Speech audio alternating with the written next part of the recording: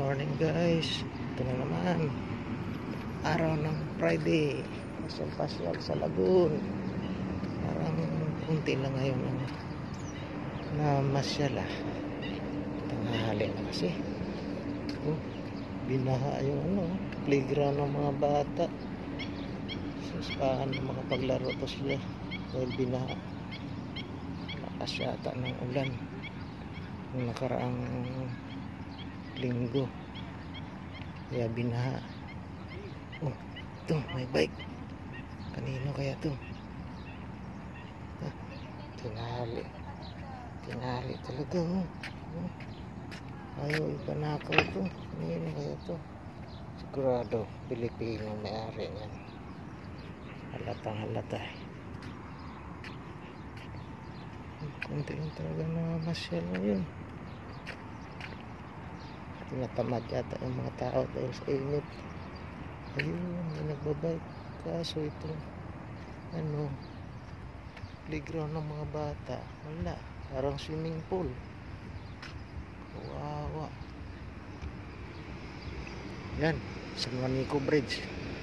Puntahan natin yung San Juanico Bridge na yan. Aakyatin natin. Yan, may mga ibon. Ang ganda pumasyal rito. Kaso kadalasan yun, mga Pinoy naka MTV, galing yata ng yun, Harads.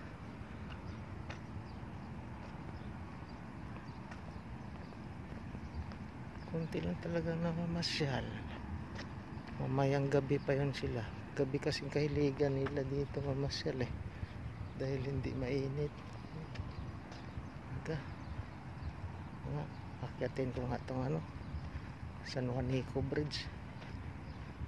Dito tayo sa San Juanico Bridge. Akyat. Nakapagod yata ito akyatin ng San Juanico Bridge. Parang ang taas yeah.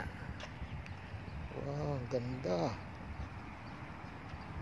Ito yung San Juanico Bridge sa Lagoon. Taas nakakapagod akyatin. Nakakalula pala yun ganda pala rito.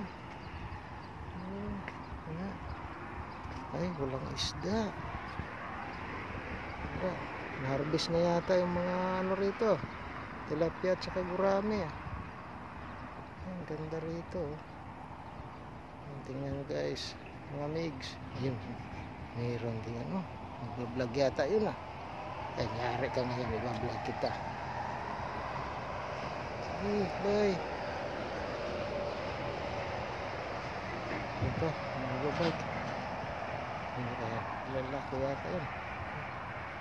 Mga Pinoy nga. Yan, galing Harads. May mga backpack, may laman na yan, na malingki yan sa Harads. Mga kabayan na yan. Yan ang pinaka-service papuntang Harads pag wala kang 4 wheels, 2 wheels lang, MTB. Yun.